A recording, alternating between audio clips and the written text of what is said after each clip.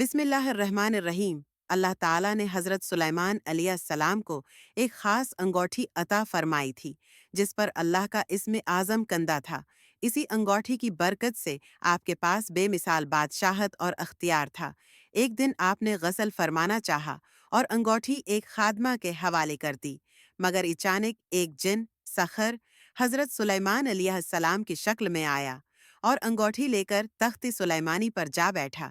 لوگوں نے سمجھا یہی سلیمان ہے اور یوں وہ جن 40 دن تک تخت پر قابض رہا۔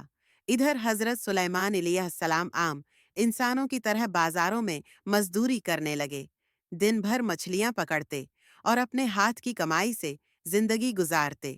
اسی دوران ایک ماہی گیر نے اپنی بیٹی کا نکاح حضرت سلیمان علیہ السلام سے کر دیا۔ ادھر وہ جن تورات کی تلاوت سن کر گھبرا گیا اور انگوٹھی کو سمندر میں پھینک دیا۔ ایک مچھلی نے وہ انگوٹھی نگل لی۔ 40 دن بعد وہی مچھلی حضرت سلیمان علیہ السلام کو ملی۔ جب بیوی نے اس مچھلی کا پیٹ چاک کیا تو اندر سے وہی انگوٹھی برآمد ہوئی۔